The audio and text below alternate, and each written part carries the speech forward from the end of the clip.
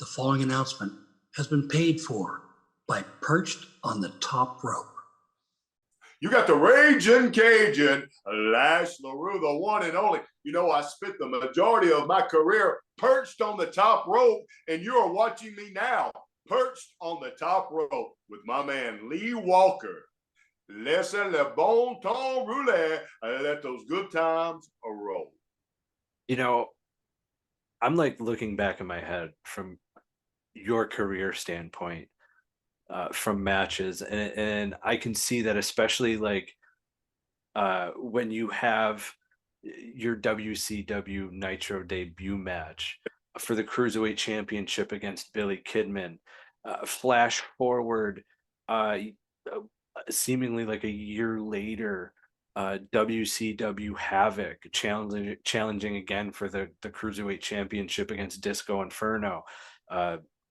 United States Championships matches, and even winning the WCW Tag Team Championships down in Australia. Yep. You watching how the career evolves is a tremendous thing as like a face. You know, like that build up, that suspense to the career is truly amazing, and seeing all the names and everybody that you got to work with through all that. I just brought up like Kidman and Disco. What was it like to work with the likes of them, especially when it comes to, those were also debuts for you, debut on Nitro and pay-per-view debut, if I'm correct.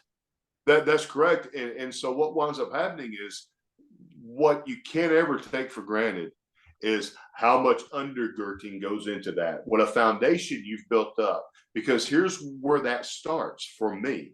The reason why I have a successful debut with Kidman, for instance, on Monday Nitro in Minneapolis, which was a career changer for me. And the reason why I had such a successful debut with him is because I already knew Kidman. So I'm at the Saturday Night TV tapings. Kidman is oftentimes main event or very much featured on those Saturday night shows. So I see him all the time at these shows. We get to be friends. We get along great. There's a mutual respect there. He sees me go out and have matches with guys like Lodi and Lenny Lane and Rey Mysterio and Dean Malenko and all these guys, and have decent matches with them and good matches with them. And he sees that I'm talented. In fact, I may have even wrestled Kidman a couple of times on Saturday night shows. You have so many matches, these things blur and you don't really remember. But guys like Canyon and all these guys. So I'm having good matches also with other guys that Kidman respects. And he hears their feedback when they come back. And so you build up a reputation for being someone that not only is safe to work with, but someone you can trust in the ring to make you look good and really be not enhancement talent because I'm the guy that gets beat, but enhancement talent because I enhance how you look. I make you look better. I lift you up, and I do it unselfishly.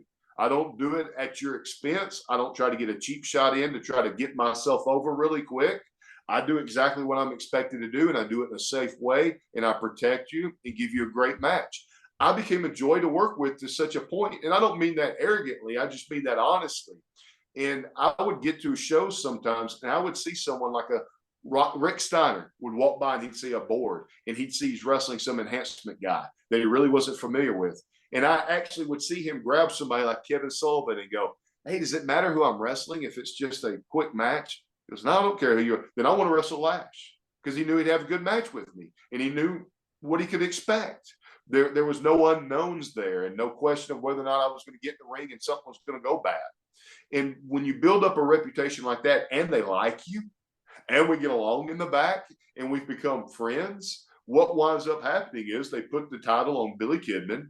They want to make him the Cruiserweight champion, and they're trying to build up his credibility as a champion. So if you remember during that time, what they were doing with Billy was not really a specific storyline once they brought him out of the flock. It was just suddenly they wanted to give him good matches with guys that highlighted his moveset and his abilities, so that every time he got a clean win, he became more and more of a fighting champion and a believable guy, right? So they called me up at the power plant on a Friday and say, "Hey, can you be in Nitro Monday, Minneapolis, to wrestle Kidman for the Cruiserweight title?" Well, yeah, of course I can. Whatever I've got to do, I'm going to make that happen, right?